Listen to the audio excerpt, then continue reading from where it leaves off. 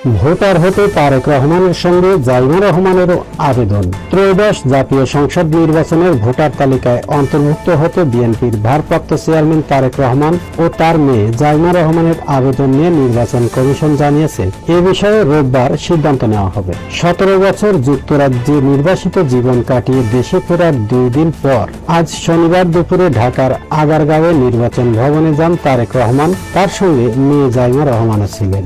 নির্বাচন ভবনের পেছনে নির্বাচনী প্রশিক্ষণ ইনস্টিটিউট ভবনের একটি কক্ষে গিয়ে ছবি তোলা, 10 আঙ্গুলের ছাপ দেওয়া, চোখের আইরিশ ও স্বাক্ষর করার কাজ করেন তারেক রহমান ও জাইমা রহমান। এ সময় সেখানে উপস্থিত থাকা নির্বাচন কমিশন সচিব আক্তার আহমেদ পরে সাংবাদিকদের বলেন, আজ রবিবার নির্বাচন কমিশনে এটা পেশ করা হবে। কমিশনের সিদ্ধান্তের পর ওনাদের নাম ভোটার তালিকায় অন্তর্ভুক্ত হবে। আসন্ন ত্রয়োদশ জাতীয় সংসদ নির্বাচনের জন্য ভোটার তালিকা ইতিমধ্যে চূড়ান্ত করেছে ইসি। তবে ভোটার তালিকা আইনে বলা আছে, ইসি যে কোনো সময় ভোটার হওয়ার যোগ্য যে কোনো ব্যক্তির নাম ভোটার তালিকায় অন্তর্ভুক্ত করতে পারবে।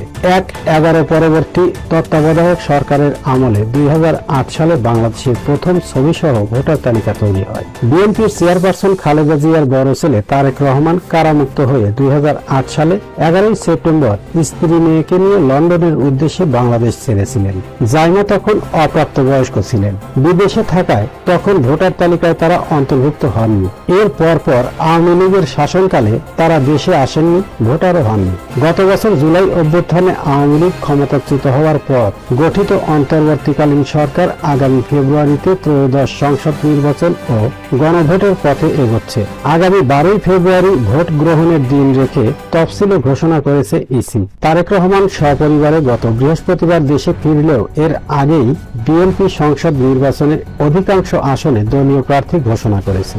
সে অনুযায়ী পৈতৃক এলাকা বগুড়া সদর অর্থাৎ বগুড়া 6 আসনে ধানের শীষের প্রার্থী হিসেবে প্রতিদ্বন্দ্বিতা করবেন তারেক রহমান। তার পক্ষে স্থানীয় নেতারা ইতিমধ্যে মনোনয়নপত্র সংগ্রহ করেছে।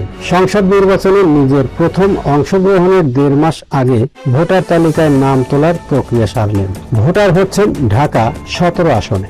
যুক্তরাজ্য থেকে ফিরে গুলশানের বাড়িতে উঠেছেন তারেক রহমান। তার পাশের বাড়িতে থাকেন তার মা বিএনপির চেয়ারপারসন খালেদা জিয়া। তবে অসুস্থ হয়ে তিনি এখন রয়েছেন বসুন্ধরার এভারকেয়ার হাসপাতালে। তারেক রহমান ও জাইমা রহমান ঢাকা উত্তর সিটি কর্পোরেশনের 19 নম্বর ওয়ার্ডে ভোটার হতে আবেদন করেছেন বলে জানান ইসি সচিব আক্তার আহমেদ। যেখানে থাকছেন তারেক রহমান সেখানেই ভোটার হতে আবেদন করেছেন তিনি।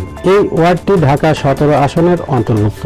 এই আসনটি বাংলাদেশ জাতীয় পার্টির চেয়ারম্যান আন্দালিব রহমান পার্থকে বিএনপি ছেড়ে দেবে বলে আলোচনা রয়েছে। তিনি 2018 সালের নির্বাচনে বিএনপি জোটের প্রার্থী ছিলেন। স্থানীয় নির্বাচনে যে কারো প্রার্থী হওয়ার ক্ষেত্রে সংশ্লিষ্ট এলাকায় ভোটার হওয়ার বাধ্যবাধকতা রয়েছে। তবে সংসদ নির্বাচনে এমন কোনো বাধ্যবাধকতা না থাকায় যে কেউ দেশের যে কোনো আসনে প্রার্থী হতে পারে। তারেক রহমান ও জাইমা রহমানের ভোটার হওয়ার প্রক্রিয়া নিয়ে ইসি সচিব আক্তার আহমেদ সাংবাদিকদের বলেন, আজকে নিবন্ধন প্রক্রিয়া যেটা আছে ফর্ম 2, ওই ফর্ম ফিল আপ করে ওনারা ছবি তুলেছেন।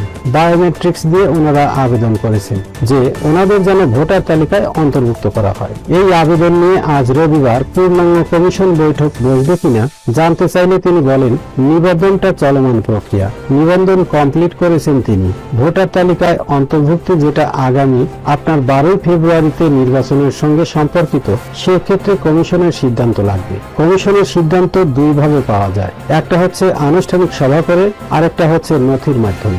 ভোটার তালিকায় নাম অন্তর্ভুক্তির পাশাপাশি জাতীয় পরিচয়পত্রকৃত নিবন্ধনের প্রক্রিয়া সারেন তারেক রহমান। এনআইডি উইং এর মহাপরিচালক ASM হুমায়ুন কবিরের কাছে সকালে সাংবাদিকরা জানতে চেয়েছিলেন তারেক রহমানের নিবন্ধন প্রক্রিয়াটি শেষ হতে কত সময় লাগতে পারে। জবাবে ASM হুমায়ুন কবির বলেন, তা সুনির্দিষ্ট করে বলা সম্ভবপর নয়। এটা 5 ঘন্টা, 7 ঘন্টা, 10 ঘন্টা, কারো কারো ক্ষেত্রে আরো বেশি লাগে, আবার কারো কারো ক্ষেত্রে একটু কম লাগে। কড়া নিরাপত্তার মাধ্যমে সকালে গুলশানের বাসা থেকে বের হন তারেক রহমান। তবে গত 2 দিনের মতো আজ লাল সবুজ রঙে সাজানো বাসে যাননি তিনি। সাদা রঙের একটি গাড়িতে চড়ে যান তিনি। গাড়িটি ছিল ছিল ফুল দিয়ে সাজানো। এই গাড়িতে সামনে চালকের পাশের আসনে বসেছিলেন তারেক রহমান, পেছনের আসনে ছিলেন তার স্ত্রী জুবাইদা রহমান ও মেয়ে জাইমা রহমান। সকালে বেরিয়ে নেতাকর্মী পরিবেষ্টিত হয়ে ঢাকা বিশ্ববিদ্যালয় এলাকায় শহীদ ওসমান হাদির কবর জিয়ারত করেন তারেক রহমান। পরে আগারগাঁও যান তিনি। নির্বাচন ভবন থেকে তিনি বনানী কবরস্থানে গিয়ে ছোট ভাই আরাফাত রহমান কোকর কবর জিয়ারত করেন।